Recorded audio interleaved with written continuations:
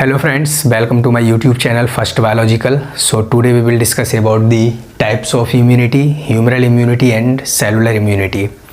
Okay तो ये unit 3 का फर्स्ट चैप्टर है बी फार्मेसी कोर्स का। तो इम्यूनिटी होती क्या है? इम्यूनिटी एक टर्म है जिसको हम डिफाइन कर सकते हैं, refers to protection. Protection means किससे प्रोटेक्ट करने के लिए? किसी पैथोजन से, किसी एंटीजन से प्रोटेक्ट करने के लिए इम्यून सेल्स का यूज़ करते हैं।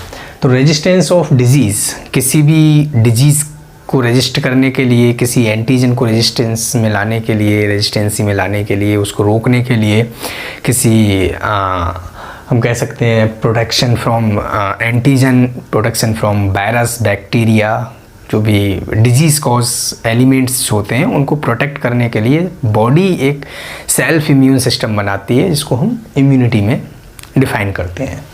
The collection of cells and molecules. Immunity जो है उसमें बहुत सारी सेल्स, बहुत सारे मॉलिक्यूल्स का कलेक्शन होता है। तो यहाँ पे क्लासीफाइड किया है इम्यूनिटी को दो तरीके से, एक इन्नेट इम्यूनिटी एंड एक एक्वायर्ड और अडेप्टिव इम्यूनिटी। इन्नेट इम्यूनिटी जो होती है वो बिफोर बर्थ जो डेवलप्ड होती है वो इन्नेट इम्यूनिटी होती है, और एक्वायर्ड इम्यूनिटी जो होती है वो आफ्टर बर्थ डेवलप्ड होती है, उसको बोलते हैं एक्वायर्ड इम्यूनिटी। एक्वायर्ड इम्यूनिटी दो तरीके की होती है, एक active immunity and passive immunity. Active immunity और पैसिव इम्यूनिटी में भी दो तरीके के आते हैं, एक natural active immunity, artificial active immunity and natural passive immunity and artificial passive immunity. ये क्लासिफिकेशन अपने आप में एक बहुत बड़ा वाइड टॉपिक है, इस पर अलग वीडियो बनाएंगे एक, क्योंकि बस क्लासिफिकेशन में हमें इतना ही दिखाना है अपने कोर्स में। बाकी ह्यूमरल इम्यूनिटी और सेलुलर इम्यूनिटी क्या है, उनके कंपैरिजन दोनों में क्या है उसको देखते हैं।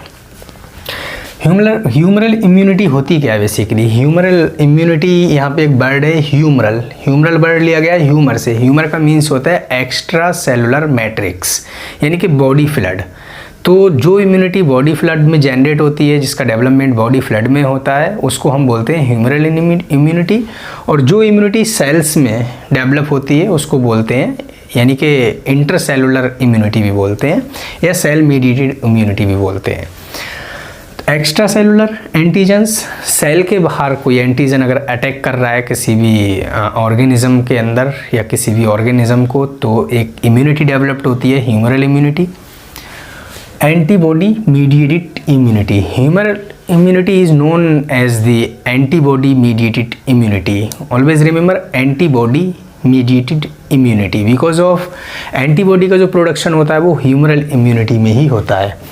Control extra cellular pathogens. Extra cellular pathogens यानी कि सेल के बाहर जो फ्लड होता है, जो फ्लूड होता है, एक्स्ट्रा सेलुलर फ्लूड भी बोलते हैं इसको, ह्यूमर भी बोलते हैं, उसमें अगर कोई पैथोजन एंटर करता है तो ह्यूमरल इम्यूनिटी क्या कर देगी, उसको रेजिस्ट कर देगी, वहीं पे उसको क्या कर देगी, न्यूट्रलाइज कर देगी। Okay, B cell play major role. अब ह्यूमरल इम्यूनिटी में दो सेल्स होती हैं हमारे पास, एक तो B cells, B lymphocytes and T lymphocytes. Lymphocyte cells होती हैं बी एंड टी। तो जो ह्यूमरल इम्यूनिटी में यूज़ होती है वो होती है बी सेल, और जो सेलुलर इम्यूनिटी में यूज़ होती है वो होती है टी सेल। तो जहाँ भी नाम आ जाए ह्यूमरल इम्यूनिटी क्या है, तो B cell mediated immunity is also known as the humoral mediated immunity, या फिर हम कह सकते हैं antibody mediated immunity. Okay, B cell major role play करती हैं। अब हमें पता है बी सेल जो होती हैं वो बी लिम्फोसाइट सेल होती हैं, lymphoid organs, primary lymphoid organs के थ्रू बनती हैं, और इनका मैचुरेशन भी जो होता है बी सेल्स का वो लिम्फोइड ऑर्गन्स में ही होता है, यानी बोन मैरो में होता है। और टी सेल्स का जो मैचुरेशन होता है वो होता है थाइमस में। लेकिन प्रोडक्शन दोनों सेल्स का कहाँ पे होता है? प्रोडक्शन दोनों सेल्स का होगा बोन मैरो के ही अंदर। मैचुरेशन जो होगा वो बोन मैरो में और टी सेल का थाइमस में होगा। ओके, तो ये कोई एक्स्ट्रा सेलुलर पैथोजन है, सेल के बाहर कोई पैथोजन एंटर किया तो वहाँ पे क्या होगा, एक एंटीबॉडीज़ क्रिएट होना शुरू हो जाएंगी। एक सेल होगी, सिग्नलिंग सेल, वो सिग्नल कर देगी ह्यूमरल इम्यूनिटी को किसी भी एक्स्ट्रा सेलुलर एंटीजन। जब एक्स्ट्रा सेल में कोई एक्स्ट्रा सेलुलर एंटीजन एंटर करेगा किसी भी सेल के बाहर फ्लूइड में, तो वहाँ पे क्या होगा, एंटीबॉडीज़ का क्रिएशन होना शुरू हो जाएगा।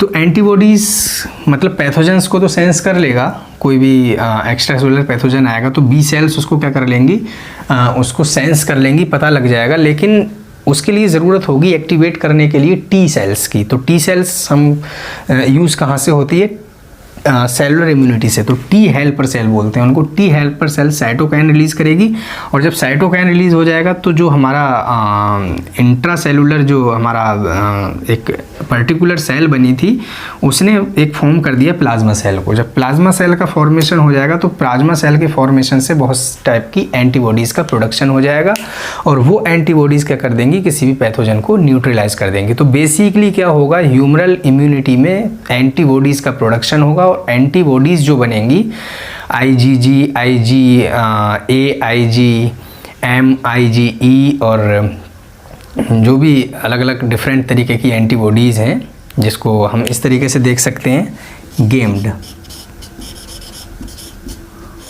ये इम्यूनोग्लोबिन्स में पढ़ेंगे हम IgG, IgA, IgM, IgE and IgD।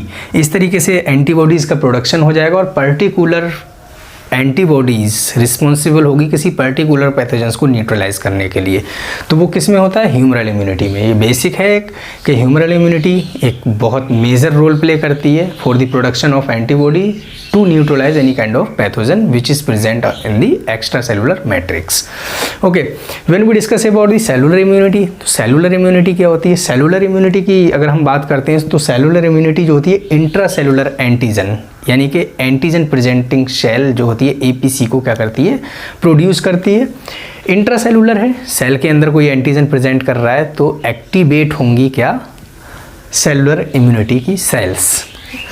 Immune cells mediated immunity, यानी कि सेल मीडिएटेड इम्यूनिटी होती है। Control intra cellular pathogens, cell के अंदर जो पैथोजेंस पहुंच जाते हैं उनको कंट्रोल करती है। T cell play major roles.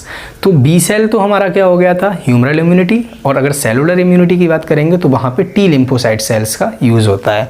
किस तरीके से, सबसे पहले कोई एंटीजन आया तो एक एंटीजन प्रेजेंटिंग सेल बनेगी जो उस एंटीजन को प्रेजेंट करेगी सेल के अंदर, APC बोलते हैं इसको। एक एंटीजन प्रेजेंटिंग सेल बनी, उस एंटीजन प्रेजेंटिंग सेल को टी सेल ने, यानी कि टी लिम्फोसाइट ने प्रेजेंट कर लिया, टी लिम्फोसाइट ने सेंस कर लिया, और टी लिम्फोसाइट सेल ने फिर क्या करा, साइटोकाइन से एक फैगोसाइट सेल को रिलीज़ कर दिया। फैगोसाइट सेल्स जो बेसिकली क्या होती हैं, फैगोसाइट्स जो होती हैं वो WBC होती हैं, जैसे न्यूट्रोफिल्स, मोनोसाइट्स और मैक्रोफाजिस।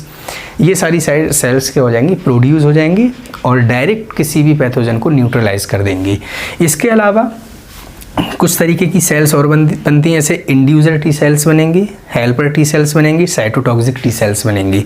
तो साइटोटॉक्सिक टी सेल्स और इंड्यूसर टी सेल्स और हेल्पर टी सेल्स भी क्या कर देंगी, एपोप्टिस के थ्रू किसी भी पैथोजन को न्यूट्रलाइज कर देंगी।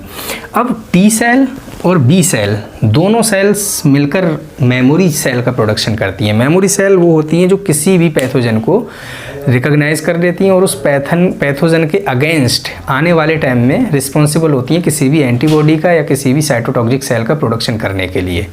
ठीक है, तो मेमोरी जैसे हमारी मेमोरी होती है उसी तरीके से मेमोरी सेल्स भी अपने उस पैथोजन को पहचान लेंगी, और आने वाले टाइम में अगर कोई पैथोजन जो पहले भी इन्फेक्ट कर चुका है किसी भी ऑर्गेनिज्म को, उस पैथोजन के ही अकॉर्डिंगली सेल को कोड करेंगे, कौन, मेमोरी सेल्स। तो